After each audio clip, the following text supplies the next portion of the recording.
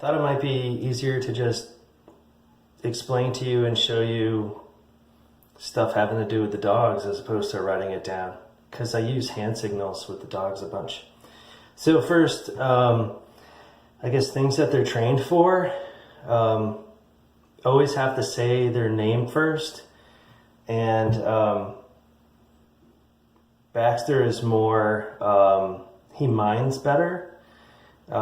He's more eager to please, where Lucy, you have to be dominant with her and assertive. So like if you wanted them to come, you know, I could say to Baxter, come on buddy, and he'd just come. But the real command that he's trained for is Baxter, come.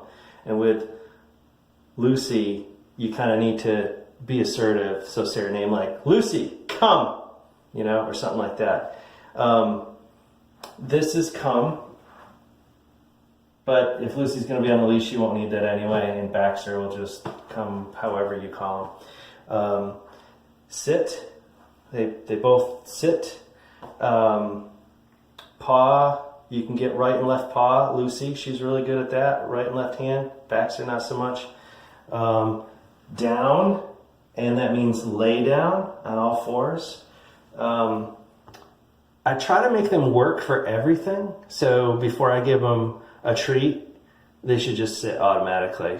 And if not, you can just sit there and just wait, or give them a hand signal and they'll both sit. So down, what else? Stay. They both stay pretty well. And to take them out of stay, it's like, okay, and they'll come out of stay.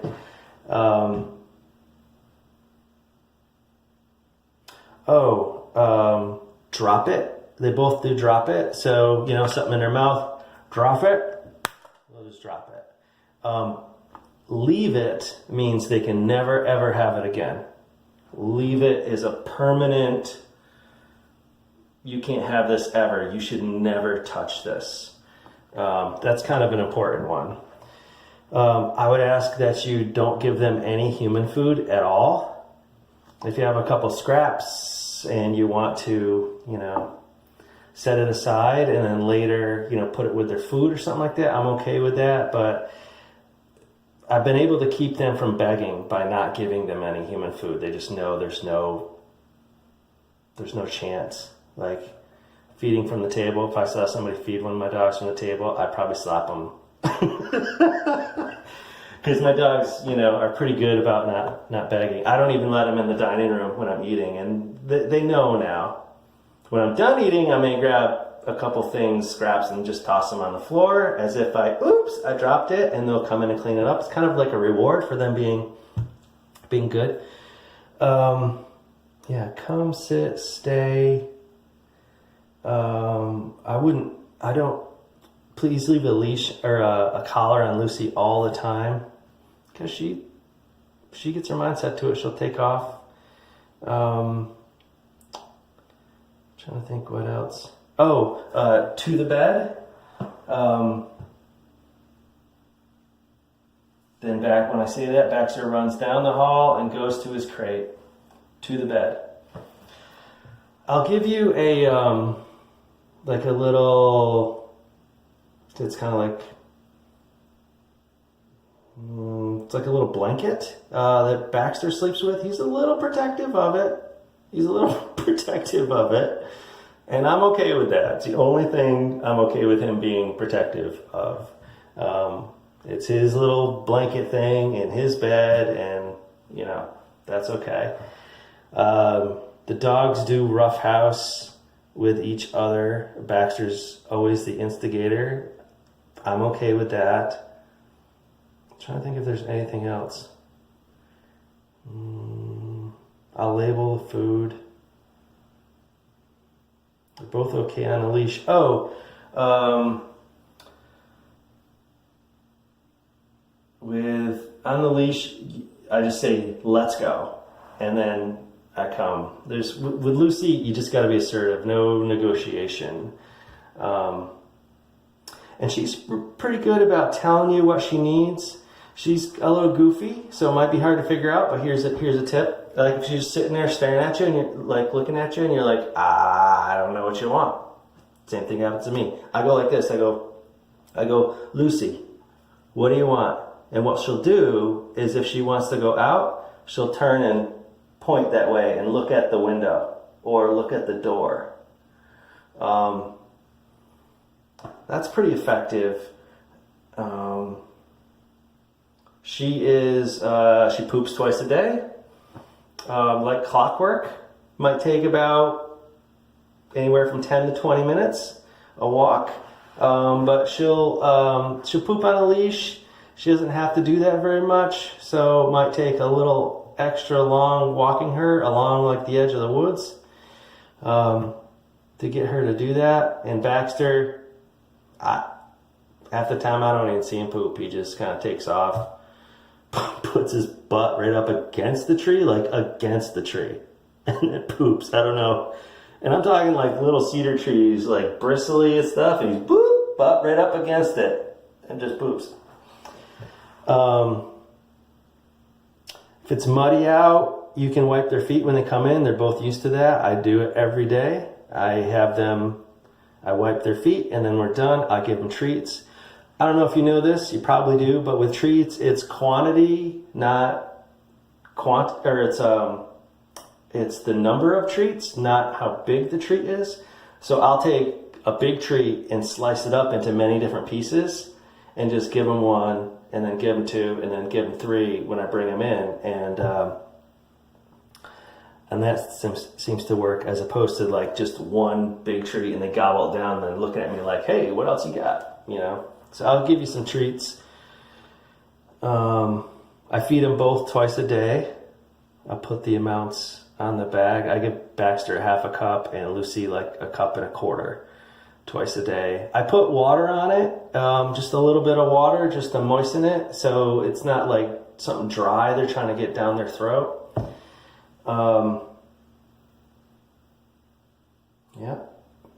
Water. I'm going to give them both baths before I send them to you. If you don't want them on the furniture, just tell them to get down. They may look at you and ask for permission to get up, or you might need to call them. At other people's houses, I think that everybody lets them on the furniture and in the bed and whatever. They both have flea and tick medicine, so they shouldn't. If you do find a tick on them, like it's gonna die. Like it'll only be on there for like an hour or something like that, and then it'll die. I do find ticks on them occasionally, and they come right off easy because they're dying. Oh, gunshots. Lucy, deathly afraid of gunshots, has been her whole life. Anything that's close to a gunshot, like a vehicle backfires, or a Harley Davidson motorcycle, or thunder, she is deathly afraid. Haven't been able to get her over that.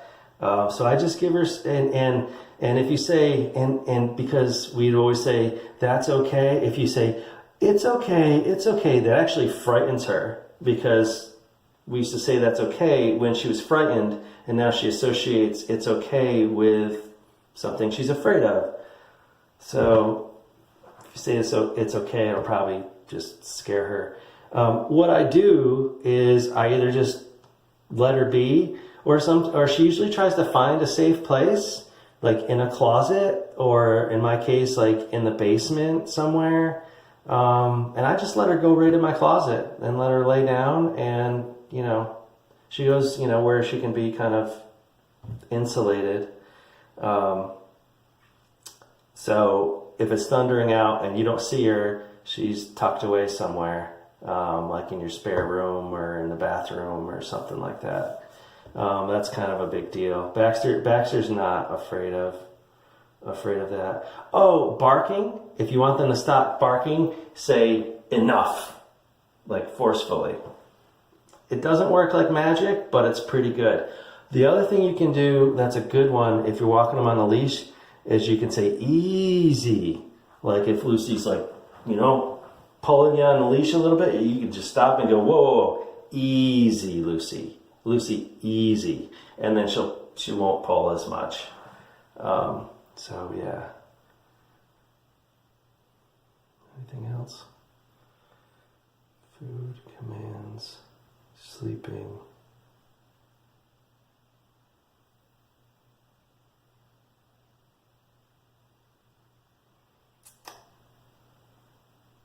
Yep. They're both fine with other people and other dogs. Lucy doesn't like her ears. I wouldn't pet her ears. If somebody pets her ears, she might yelp. I don't think it hurts her. I just think she doesn't like it. Like my friend pet her ears the other day and she yelped like it was really hurting her. I just think she doesn't like people just messing with her ears. So if she yelps when somebody does that, that's what's up. It's not a big deal. Oh, there is one quirk with her that is a problem. If somebody is afraid of her, she'll bark at them. She won't like attack them or bite them or nothing like that, but she'll bark at them and it'll scare the person more. Don't know what to do about that except just kind of send her away. I think the only thing I can figure out about that is like she likes people, and so she'll want to see some like kids or whatever. And if a kid is just afraid of her and go I think she gets mad or upset, maybe offended, and she barks at them. I don't know. I'm anthropomorphizing. That's probably not what it is. But anyway, if she barks at somebody, like not a good bark, it's because they're afraid of her. I've even had friends tell me, I'm not afraid of your dog. And I'd be like, I know you are, because she only barks at people that are afraid of her. So if that happens, that's what's going on. That person, even happens at the vet's office. Some techs will see her, and because she has 2 different colored eyes and she's a pit bull, they're like, uh-oh, I'm afraid of that dog. And then she'll just bark at them. It sucks. I don't know what to tell you other than no worries. She won't do anything to hurt anybody. And probably the best thing is just to just put her someplace. Yeah. When Baxter first arrives, and I'll try to tell you this when I see you, when first arrives, I would keep an eye on him and make sure he doesn't like mark his territory. I don't 100% trust him. Like, he doesn't pee inside or poop inside or any of that stuff, but I just don't completely trust him. Like, if I wasn't looking and he's in a strange house, right as soon as we get there, he might be like, yeah, I think I'm just going to mark this, So when he first gets to your house, I would keep an eye on him, and if he looks suspicious or whatever, I'd go, that stops him. That's the best way to interrupt anything they're doing, is to go, and that'll totally get their attention. So yeah, keep an eye on him when he first gets there. And after that, initially, I haven't had a worry. Like, I've taken him to other people's houses, and at first, like, he gets that look in his eye, and I just know him. So I just keep an eye on him when we first get there, and then I'm just like, no, let him know it's not okay, and then he's fine. He minds so well. That's everything I can think of. I'm sorry that this wasn't concise, but I hope it's helpful. Thank you so much.